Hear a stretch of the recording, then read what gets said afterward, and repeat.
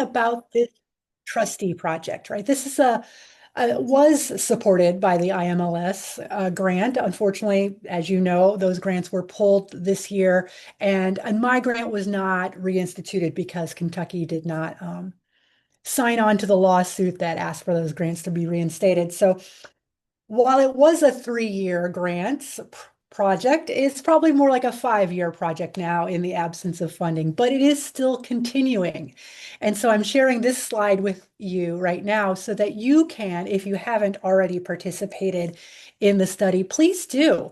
You can either follow that QR code or the tiny URL and take about a 30-minute survey, and we're desperately seeking more and more information because what we're finding is as we get more surveys, we are learning a wider and wider array of problems and concerns, as well as solutions and ideas to address the problem. So your insight is valuable. Please do share this widely if you know any trustees or administrators working with them. We would love to hear from literally everyone.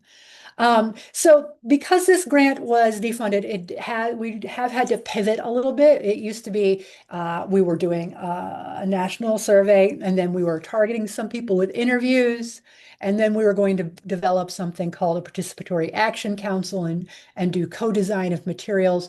That's changing right now, and instead of doing interviews, there's a second qualitative survey that you can elect to take or not. It's up to you.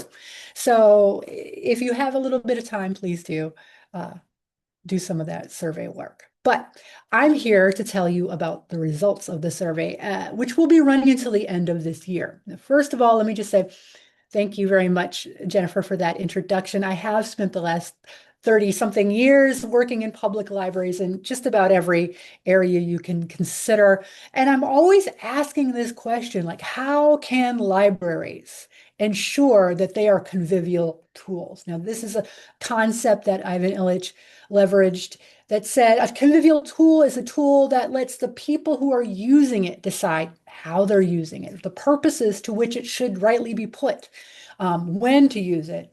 Uh, and it should be easy to use and most useful through collaboration and sharing, not despite that interdependence. He identified public libraries as our most convivial tool of all the public institutions we have out there because they are so flexible and they do support so many needs. So my research really looks at how we do that and if we're doing that for everyone in our communities, whether it's in the programs and services, the spaces, the policies, procedures, or like this project, the governance.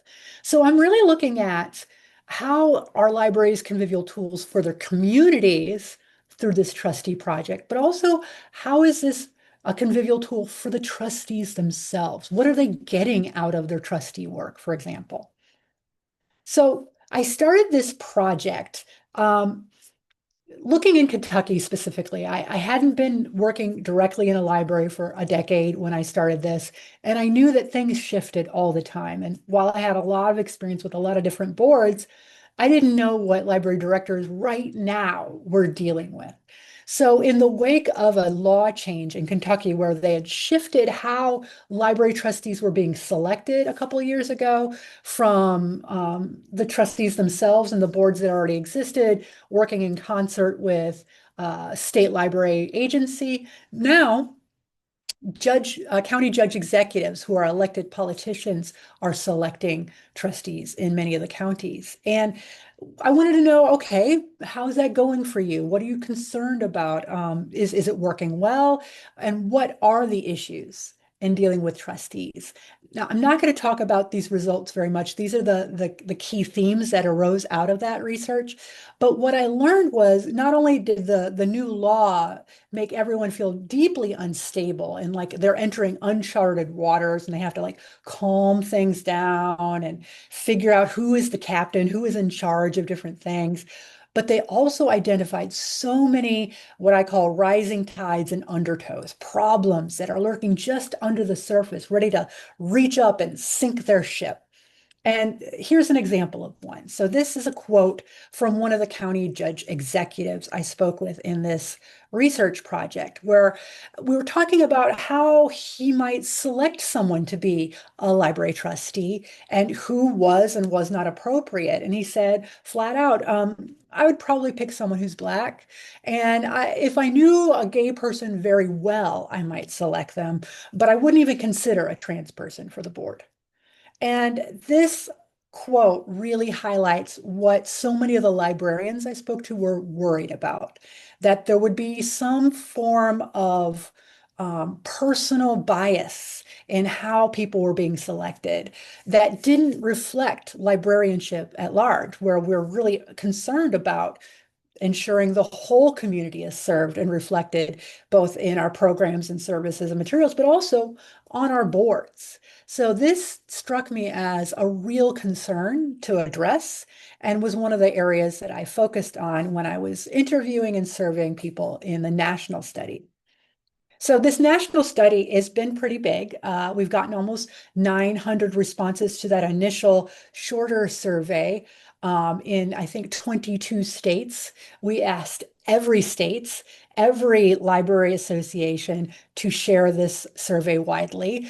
And we were hoping to get even more responses than that. We're hoping to get over 1,000 by the end of the year. And we started with interviews, as you can see, but then, as I said, we had to pivot to these qualitative surveys as we lost our transcription, research assistants, and participant incentives funding. So we had to do it in a new way. We're constantly trying to figure out how can we do things with no money at all and no resources at all. But we are continuing, and these long form surveys have been outstanding. We have a ton of great data to share with you. So I'm going to be sharing some of the data from each of these different perspectives and types of data collection today. So the first thing you need to know is this is the hero of our story. This is the typical public library trustee is going to be a white, well-educated, usually formally a professional woman born between the years of 1951 and 1960. She identifies as fairly progressive in her politics, and she earns quite a bit more money than the average American family, her and her family. She loves libraries. She doesn't have any ideas what trustees do when she starts, but she still thinks her work is going great. And you can probably see that I both admire and am concerned about our hero. Let me talk a little bit about why. So, first of all, if library boards are considered reflective of their communities, we're not doing so great. So this series of infographic symbols is intended to show you where trustees are. That's the black star or the highlights. And then there's a white dot that's showing you what the national would look like. So for example, in the little money, it's showing that it's trustees earn about twice the national median income. So they're well off. It should be about a quarter of people identify as something other than just white in our country, but only 4% of our trustees identify as anything other than white. As we know, our politics are about 50-50, Republican, Democrat, or you could say that about the 20% in the middle are centrist, but that's not what we're seeing in our trustee responses. We're seeing overwhelmingly these are progressive or Democratic political oriented people. And we know at 50-50, people are female and male, but that's not what we're seeing. And hardly no one is identifying as anything other than those two binary choices. But one of the most concerning and interesting factors is the overwhelming preponderance of trustees who are in the 65 to 74 age range. That is the median age range, which means that half of our trustees are over 65 years old, half of them. And as you can see by that, uh, the graph there, most of them are that age, 65 to 74, by a very large factor. Now, the median age of the United States citizen or a community member is 39 years old. So you can see they're skewing quite a bit older, our hero. Now, these are the people that run our communities. They're the people who do the thankless service tasks such as running libraries or serving on church committees and so forth, whether they're white, black, or Latino, or whatever their racial or ethnic background. Women of a certain age are what make our communities work. And so thank you to all those heroes out there. And yet, you can imagine that if you're looking for a diversity of perspectives among your board, you may not get it if they're all coming from one decade, one gender, one political party, and so on. So, but there's really two ways to think about building a board, right? So you can consider the historical way, which has always been we're looking for specific skills. We want someone who knows about the law. We want someone who's an accountant. We want someone who's proficient in education and pedagogy. You're looking for those skills, or you might look for a mover and shaker among the political apparatus in your community. That is the traditional way we've understood the purpose of library boards. But somewhere, and we're not really sure where, between 1973 and today, that's shifted. No longer are most boards seeking those skills. Now, most people are looking instead to represent their community. So they're looking for a demographically representative mix of people. And the bad news is whether you're looking for skills or community representation on your board, we're doing a terrible job with both of those things. We're not getting either the skills or the representation. And this quote here, anytime you see something that has a serif font in this presentation, it's a quote. This quote shares why one participant thought that was the case. They just don't have space or time in their lives. Those people we most need are too busy to help us out. That's why it's the older retired people who are helping. So when we're looking at selecting trustees and how we're doing it, there's so many different processes. And as you know, there are different types of boards even. So I'm focusing on governing boards when I'm talking today. I'm not talking about advisory boards. Those are a different animal. Although I have spoken to people on both types of boards, I can mostly answer the questions around governing boards because that is predominantly who I'm talking to. And what we're finding is that as people are being selected or selecting themselves to join the board of trustees, is they don't know anything about what they're doing. They don't know what trustees are. They don't often even know that this role exists, much less what it does. And often they're not getting any orientation or training. They just show up and hopefully figure it out on the job. Some people believe as they're going into their trustee role that they don't really do much of anything. It's some sort of vanity position or something to put on your resume and tick a box about, oh, I do community service. There I am on the board. They don't realize how potent their decision-making power is and how much it shapes the future of the public libraries they're serving. So you can start to see some differences of perspectives in some of these numbers. When I break down questions, when I look at the library administrators who work with trustees versus the trustees themselves. So for example, the trustees themselves believe that the selection process that they were selected under is working pretty well. 71% of them agree. And the administrators largely agree. However, when you start asking questions about how prepared trustees are for the tasks that they are being asked to do, the trustees overwhelmingly think they're totally fine.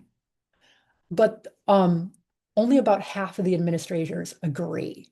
And this sort of diverging viewpoint starts to resonate out, as you're going to see, with areas of mistrust being built between administrators and trustees. And some of these areas of mistrust can be deeply problematic. For example, only about less than a third of the trustees say, I have problems with my administrator. But 60% of the administrators say, I have problems with the trustees. And many of them are considering leaving their work because of those problems. And you can only imagine how frustrating that must be. I mean, it's an expensive degree to get if you have an MLIS that you need for your work. You might not get paid that much compared to other people who go and pay all that money for a master's degree. And yet, people with no formal training at all are causing problems for you. Whether those problems are perceived are truly problems or are just perceived as that way is another question. The problems exist. And a lot of it will come down to these different perspectives and understandings of what's going well and why. I'm going to talk about that more as we progress. But first, I would like you to think about what would you do if you were selecting trustees? I'm going to ask you to answer a question. Now, hold on just a second. I'm going to scroll down. This is what this is going to look like. I'm going to go back to that link in just a moment. This is what's called a Padlet. And this first column that you can see where the orange arrow is the question that I'm asking. The question is on the top. You can scroll down. You can scroll down here by using a scroll on this first column, and you can use this little plus symbol to answer the question. So what I'm asking you to do is to go to this Padlet. You can use this tiny URL or this QR code and take 5 minutes and note what you might do or have done to increase either the skills or the community representation or even just the participation on your board of trustees, whether you are a trustee or an administrator yourself. So as we do this, I will pull open the the document that you are creating and look at what is being shared with us today. So go ahead. Do you all need me to put the code in the chat? I would go ahead and do that just in case. I'm going to do that right now. So let me get it and I'll put it in there for you. Let's see here. If I can. Let's see.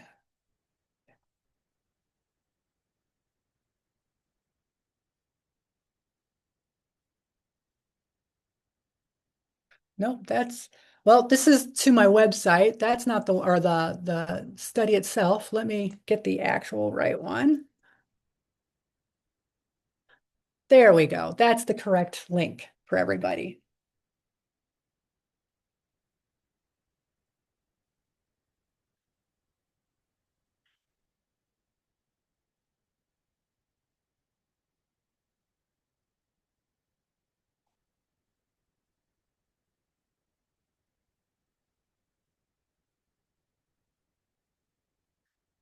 All right, I'm seeing somebody saying tie the board service to career outcome and job skills. That is a great idea. You will see in some of the earlier meetings I've had around this that people are talking about treating a trustee position just like a job with a job description and expectations and so forth. That is a really good idea. I highly recommend it, especially if you have will get someone removed from the board because you will see as we go through some of the quotes that that is an issue in many locations where people who are not showing up, who are not doing the tasks, who are whatever for whatever reason struggling with the role as a trustee, there's no formal way to remove them. Or even if there is a formal way, people aren't doing it. And thus there's no motivation to do the job. Demonstrating this is how a participatory government works. Yes. Showing people this is what this looks like. This is what democracy looks like. This is the process. It's not always clean. It's not always easy. Sometimes it's very contentious. All of those things are incredibly important to share with people. All right. Well, I'm going to let you fill in and you will have this tiny URL or this code to reach this Padlet at any time. You can fill in information later after we're done, 2 months from now, whatever. If you're looking for ideas for your trustees, there will be some in this Padlet for you. For right now, I'm going to move forward to the next thing and we'll talk about trustees and what they know to do.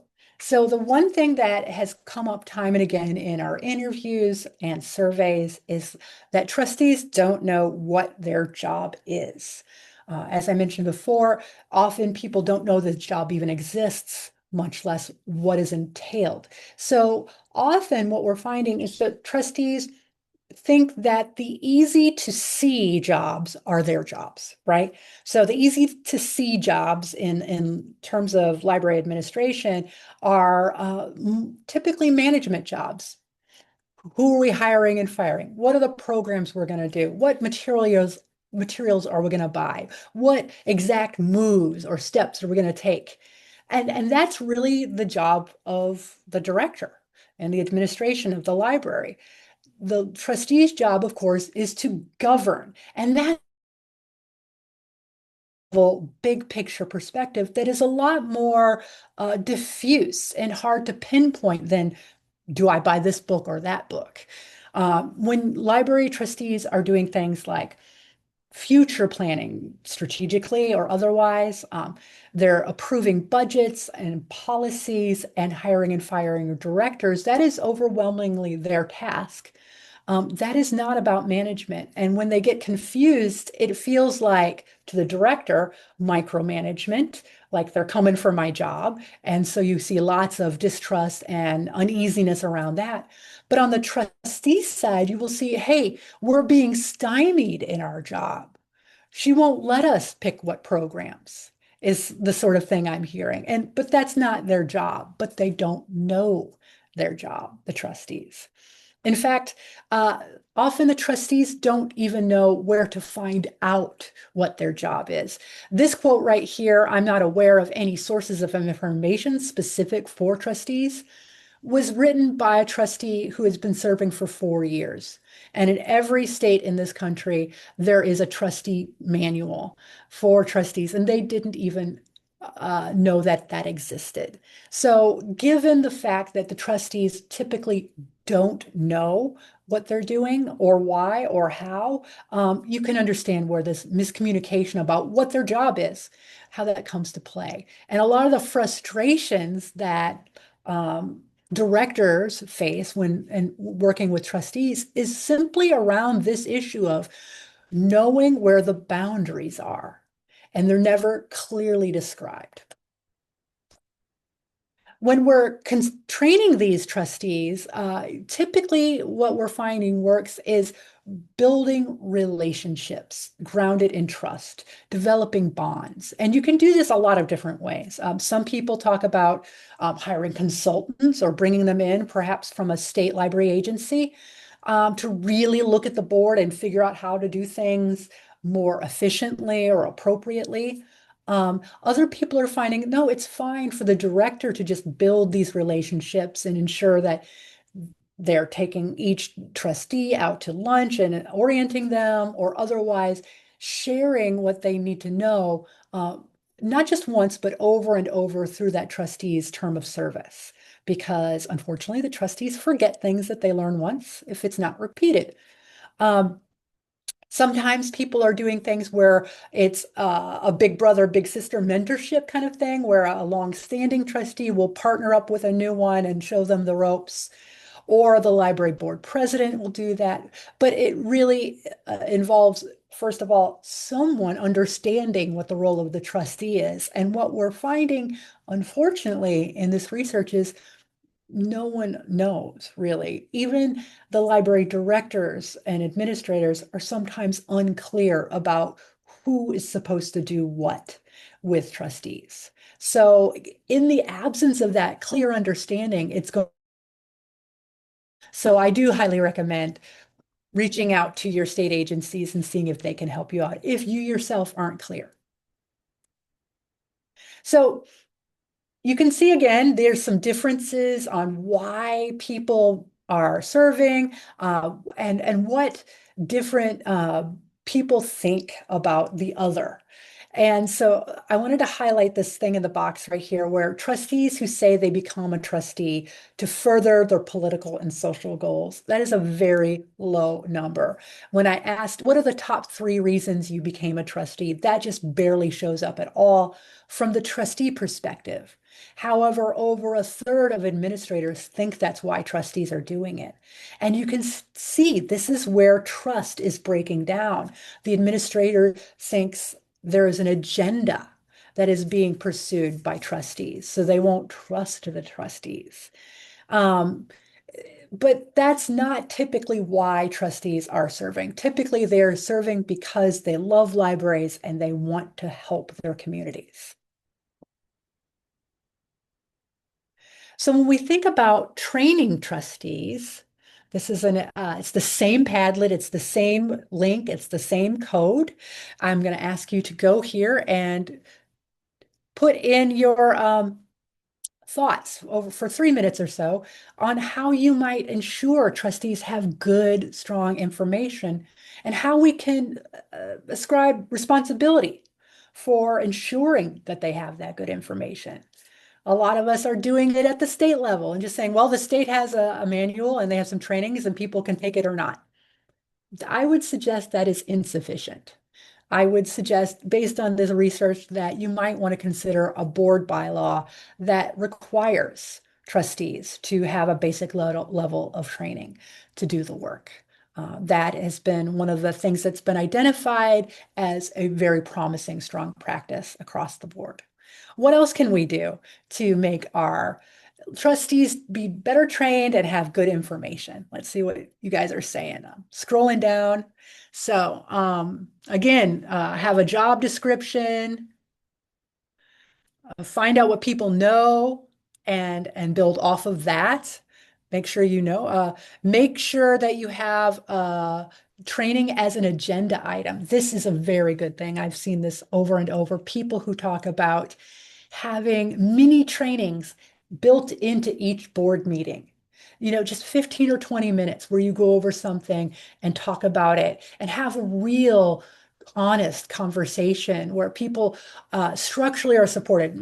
I mean, I hate to be cheesy, but like having a talking stick or something where every person at the table has both an opportunity and a responsibility to speak up seems to be a really good way to structure these conversations and trainings. Let me see what else. Budget for trustees to go to the state conference. That is so important. And make sure that it's alternating who goes. It's not always the same person.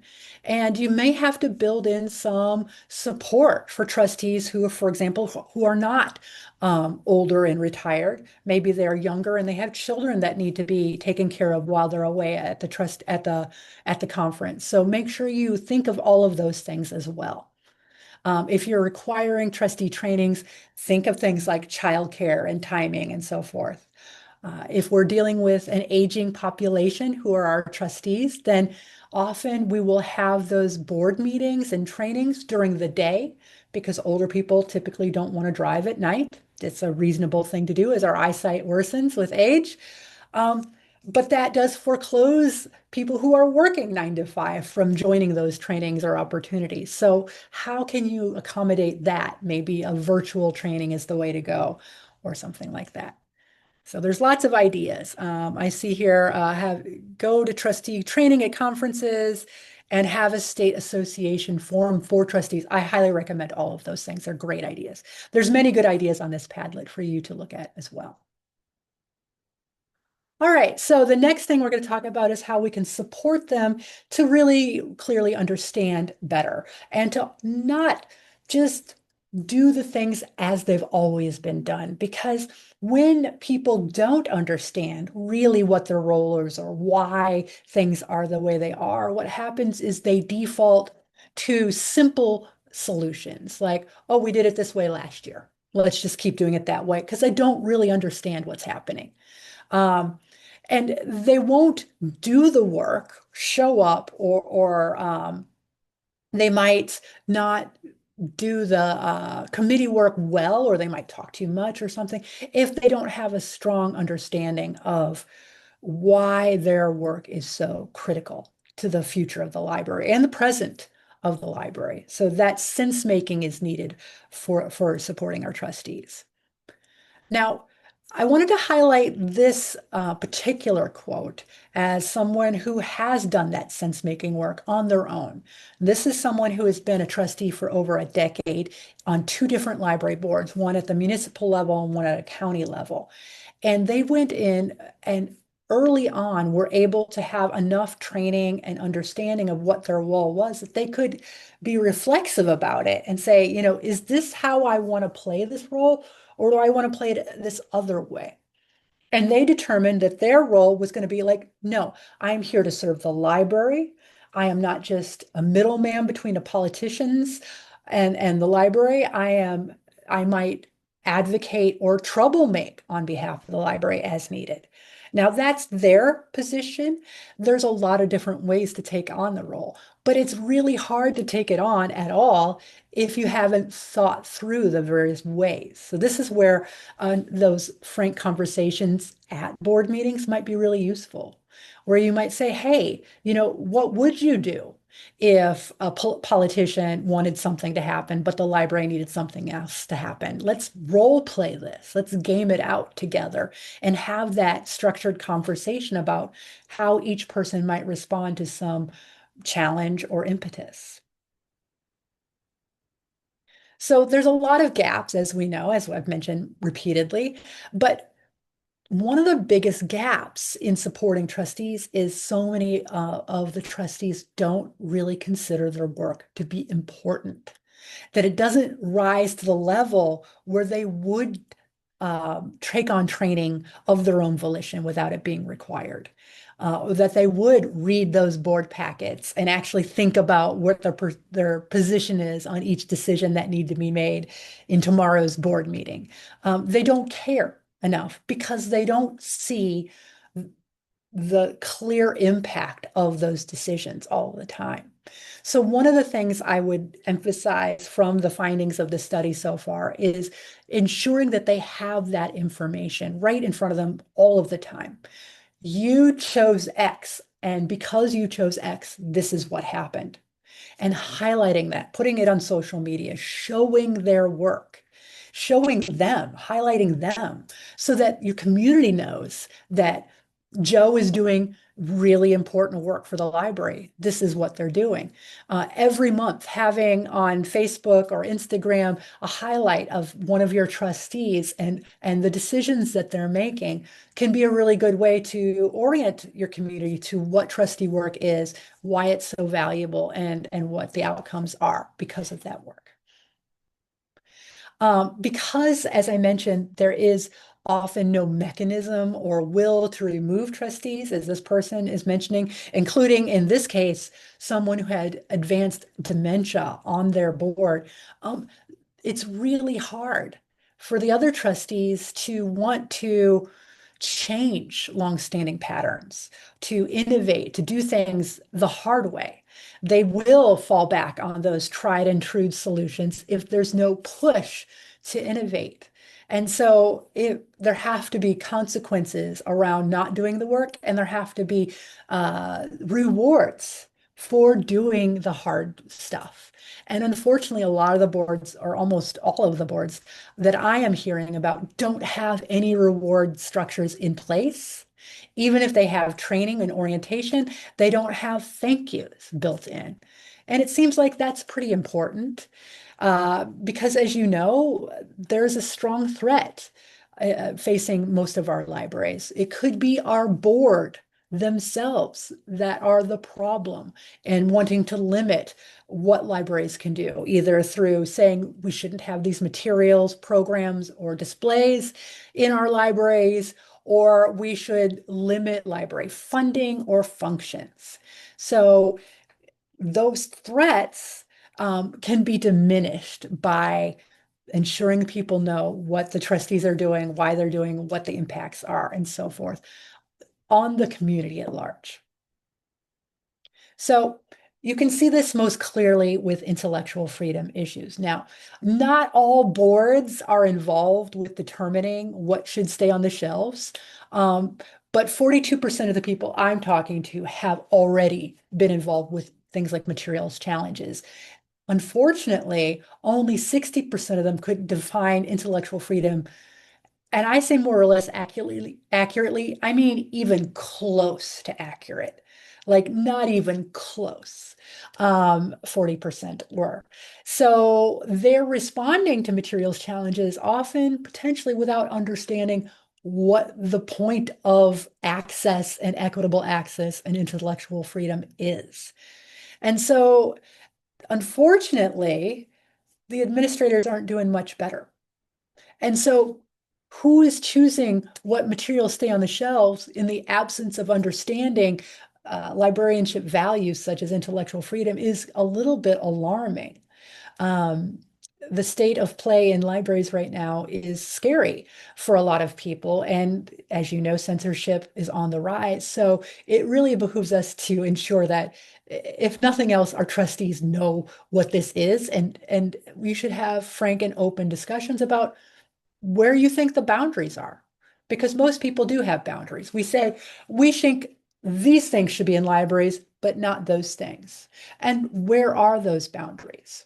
So we've been asking those questions in our surveys, and we found out that most people do have very clear boundaries, but that no one's ever asked about them. So ask at your next board meeting. And that brings us to this concept of asking questions. Um, a lot of people might think that library directors just want a board of yes men that just go along with whatever the director wants, just rubber stamping everything that they decide. And you couldn't be further from the truth. Every single director I've spoken to, everyone without fail has said, I do not want that. I want people who ask questions, are critical, they follow up, they don't just nod and smile, they don't go along to get along. And you can again see why the cultural moments of the 1950s and 60s, in which most of our trustees were born, in which women were trained traditionally to go along to get along, to not make waves, to not pick fights, to not speak up. Traditionally, of course, that's not all women of that age or any age, but that it has been culturally our history. So you might understand why sometimes the trustees don't speak up, why they don't argue, why they don't present alternative viewpoints. But those things are so necessary. Directors want a wide range of perspectives, and they're just not getting them from their boards right now. In general, everybody's board is different, but in general. So, okay, how do trustees feel comfortable speaking up? What would it take? What can you do to support that? Because it requires a certain amount of trust.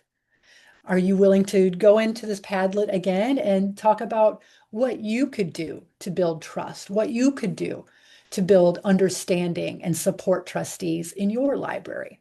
And as you do this, I will look at what you respond with. Let's see here.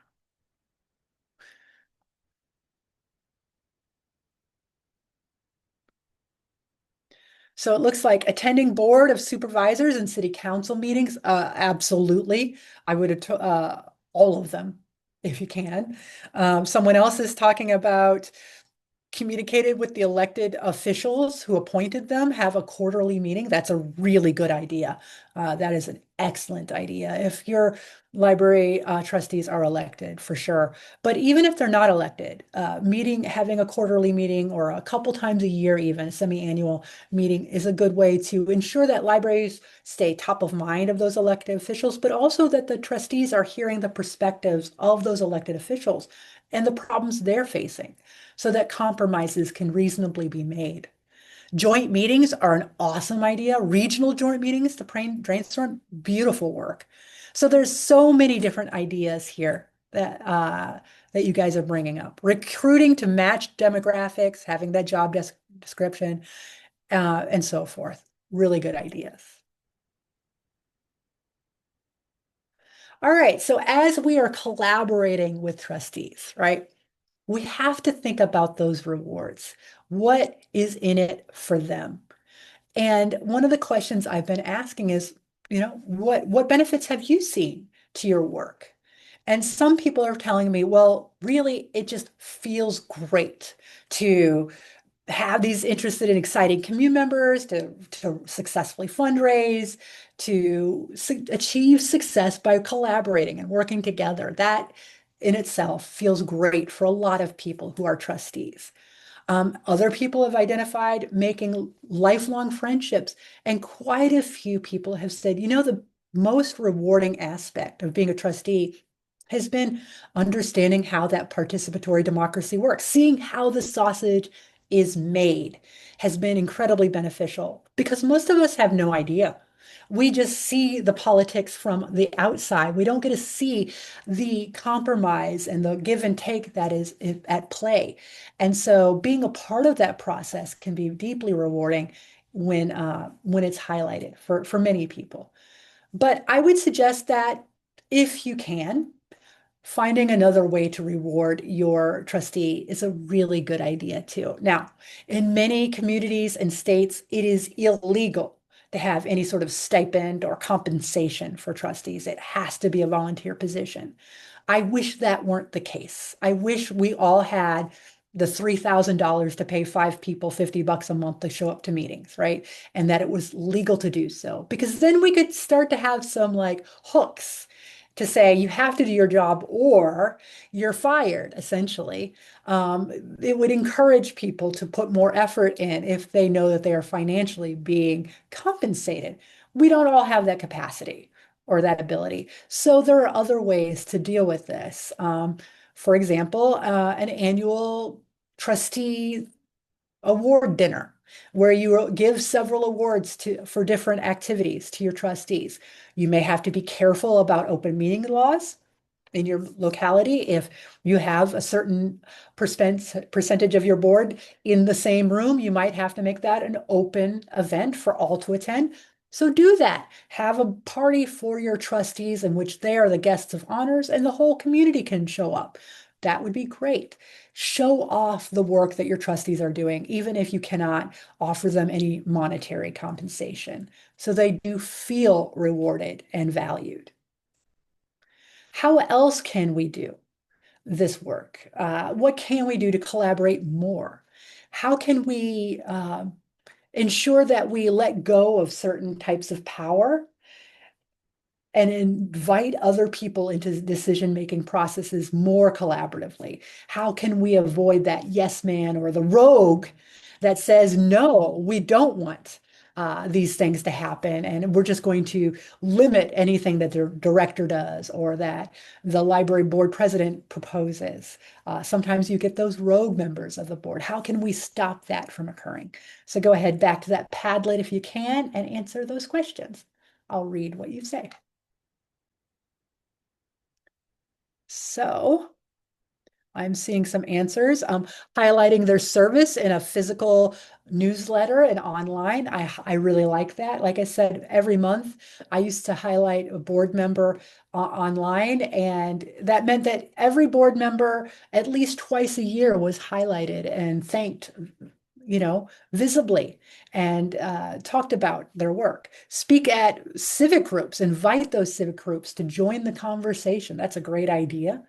Um, Someone train how to chair and facilitate. That's a really good idea. Many times the library board president has no clue. They've never learned Robert's rules. They don't know how to tactfully stop someone who's oversharing or taking control of the conversation. They haven't learned those things.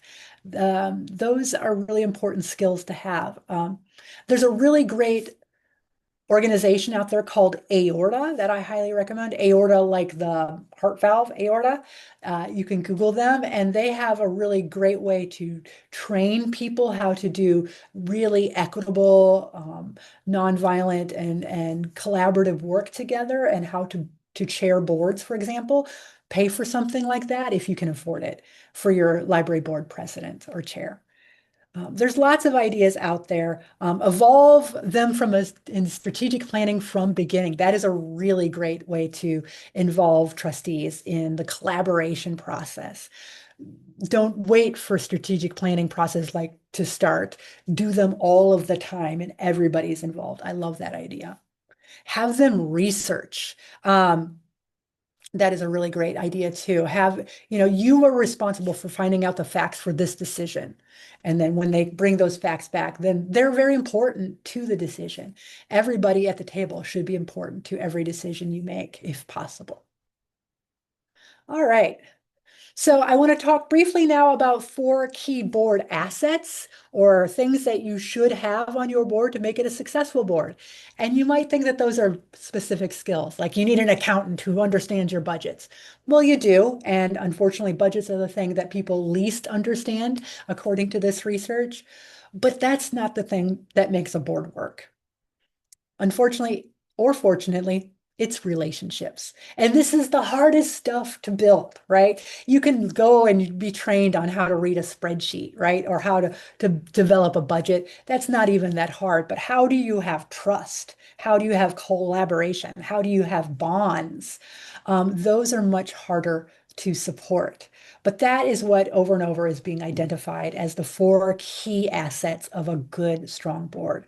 So you want your board members to trust one another, to trust the administration, and to have trust with the community itself. All the trust has to go every way between those three people, three groups of people. Also, your funders, whether that's your municipal or county funding or whoever your funders are. You need to build a culture of collaboration where um, different people are brought into decision making processes. And this is where I highly recommend having, if you don't have a representative, demographically representative board that governs your library, then try to have a demographically representative advisory board. Maybe just 3 times a year you meet on Zoom and you have a bunch of advisors who come and answer questions and you collaborate in decision making and then you bring those answers to your governing board and they make decisions. That's a good way to get all different perspectives from your community. LGBTQ folks, people of color, people who are working class. That is one of the least well-representative groups of people on library boards are working class folks. Um, Homeschooling parents, a whole bunch of different people on that advisory board. And then you can also use that to start to identify people who might be good on your governing board. So this is a small lift, but could really help build that culture of collaboration. It also would build those community bonds. So as you have different types of community, sub-community, and subpopulations represented on your boards, whether it's governing or advisory boards, you will build better bonds with your community. And I encourage you to think of your library board as a way to develop those bonds, not just as a way to extract decision making or extract skills from your community, but as a way to have a pathway for dialogue with your community to build those bonds. And then finally, good information and a good structured way to communicate that information. The good news about that is that libraries are super good at that. All four of these assets actually are well within library wheelhouse of what we're good at. We are the most trusted governmental agency after firefighters, even today in this culture of increased challenges to libraries. We're really good at building collaborations with all the partnerships we do with community organizations. We're fantastic at building community bonds. And obviously, our whole brand is developed around good, strong information and communicating it. So we have this capacity to build amazing boards. And we just need to know about it and to follow through on those things. So I would like you to all now, we're going to have a little conversation. And as we're having this conversation for the next 6 or 7 minutes or so, I want you to write down some of the things that you've thought of or heard about or saw in our Padlet about things you could do for your library situation, your trustee work, and the relationships in your communities. I would like you to write down 3 ideas somewhere on a piece of paper or in your phone or computer where you're watching this right now. And then put that list somewhere you can see it. Put it on your computer monitor or your refrigerator or your bathroom mirror or whatever. And then do one of those things this coming week. And try to do the other two in the weeks to come. I want you to take action based on what you're learning today. So for now, I would like to stop sharing and start talking together about the ideas you have and the things that you've seen in your library board. But I'll leave this slide up so that you can get this information. This is, again, a QR code to my website where the trustee study information is. And there is my email address. You're welcome to reach out to me anytime about anything you would like to know.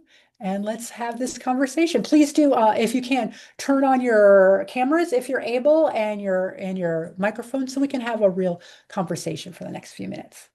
Thanks.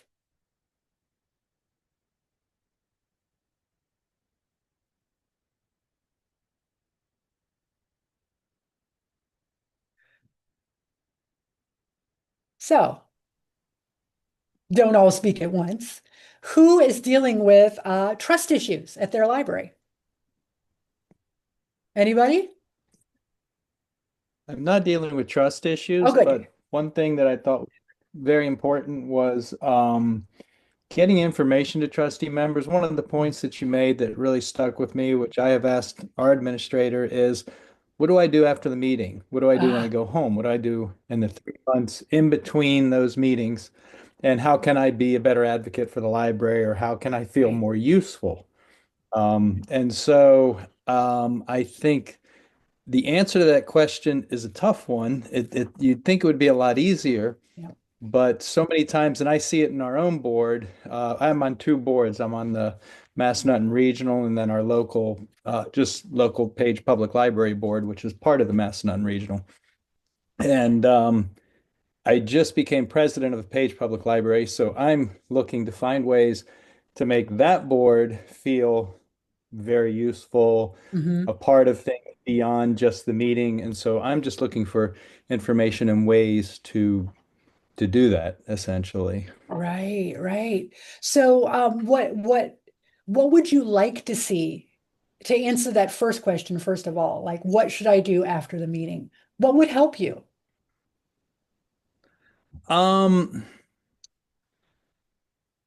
I think it would just be helpful to have some ideas or some maybe some designated task. Yeah. Like I was thinking with my board, my local board, I was thinking one of the things that I would like to see them do is as a goal, you sign up 6 new members a year to get a library card, or 12 Hmm. new members a year, one a month, or set a realistic goal for them that Hmm. brings somebody that's not a familiar with the library into the library Hmm. so that they can begin then to see the resources, see what we have, that we're not just books, we're not just children's reading time. Um, and so that's just one of the things that I thought would be sort of just a very concrete way to make the board feel like when I leave this room, I've got something to do. I love that idea. And So, do you have space in your meetings where you can have like actionable next steps? yeah, there's space. I mean, we we fit the demographic that you listed quite well. I Yep. mean, the age group, the female. I'm the sole male on the board at Yep. this point. We don't have. I've been working on building the board with key members with some younger people to get on our board. Yes, I do look at, are they going to protect the right to read? That's my biggest Mhm. goal in selecting, one of the biggest goals in selecting a board member. Are they familiar with the library, and are they going to protect the right to read? Mhm. I don't want to look at that as a political goal as just much a right, which is the Right, right to read. So, right, but yeah, so I don't know. I'm just looking for other ideas, other ways that I can just sort of say, okay, we've right. come to the meeting. And most of, I know with the smaller, the Page Public Library, that we are mostly in charge of the building, and I'm still learning all the roles that we do play, the relationships between the two libraries. And so there's lots to learn. I fit that demographic of having come in and knowing nothing about being a trustee or a board member. So yeah. Right, right. Do other people have ideas for Derek? Dan, go I ahead. do. And Derek, I've worked with your board some when I was at Library of Virginia. And so I know MRL is in a unique position because your geography is huge. Oh, yeah. One Yes. thing that, so when I was at Campbell, we didn't have that large of a geography, but the idea is the same. They all represented different voting districts. So we created 12 tasks that they should complete over the course of the year. One was to go to a Board of Supervisors meeting. One, because we had independent towns, they go to the town meeting. They went to a civic, they went with me to a civic group in their community that they recruited for me to go to, and they were there too. So there was this whole kind of laundry list of they all had needed to do that thing, and it didn't matter when during the year they did it, they just needed to do them. And then it was part of the evaluation process, the board evaluation process. But the one thing that they liked the best is every month I gave them a postcard that had the library elevator speech on it for that month. Oh, nice. So it might be during banned books weeks, like here's your after church chat. Here's your cocktail party part question, like, because you can just go say, so, hey, what are you reading? Oh, did you know I'm on the library Mhm. board? I Oh, love and the that. library is doing XYZ. And they loved having that monthly different ways to talk about the library. So did Nan, I want to I want to ask a couple questions. Did they get to co-write those Yeah, speeches or we those? Yeah. we kind of took a few minutes at every board meeting to say, okay, what's important right now that our citizens and our elected official needs to know about? And we would come up with that list and jot them down. And in the beginning, they didn't understand what we were trying to do. So I was giving them things to talk about. But it came to be where it was being organically created. And further their conversation, like you want your trustees to be known at like, oh, there's Derek, he's our library trustee, because that's all you're talking about when you're out in public. Love that. Yeah. I love it. And what if we gamified That's this? a What great if we idea. turn this into a bingo, right? Yeah. Like, okay, here's your 12 things for the year. You got 4 in a row, bingo, you get an award. You Yeah. did the whole card, that Yeah. you're trustee of the year now, Yeah. Yeah. or whatever. Like, if we make this more fun, people will do it more. Yeah. If we can't pay them, we can at least make it exciting and interesting, right? So, Yeah, that's a great idea. And I like that idea. I like the 12 task love it. idea. Love it. Yeah, definitely. Those are great ideas. So have not governed my first meeting yet. I just became president at the last meeting. And yeah, so I'm super excited. And like I said, still trying to figure out the whole relationship because we're a regional library. So Mhm. we have our independence and then we're part of a larger library. So Yeah. Right. library system. Yeah. Derek, Zach knows how to get in touch So with me, thank you. so feel free to ask him for my contact information if you want to talk about it. Excellent. Yeah. Great. Well, unfortunately, Thank you, we are Nan. at 5 Appreciate p.m. it. right now. I would love to have heard from everybody here, but we're going to stop here. But you can continue to contribute to this conversation. You have the link to the Padlet. You can come and give answers and look at that anytime I'm not closing it down. And you have my contact information. I would love to hear from you. If you think of something 6 months from now that worked for you, please drop me a line. I would love to know. And thank you guys all so much for taking a little time and talking with me today. I really appreciate it. Thank you so much, Dr. Barniskis. This was Thank you very fantastic. much. Thank you. Thank you. All right. Have a wonderful evening. You too. Take care. Bye-bye all. Bye, Vanessa. See you later.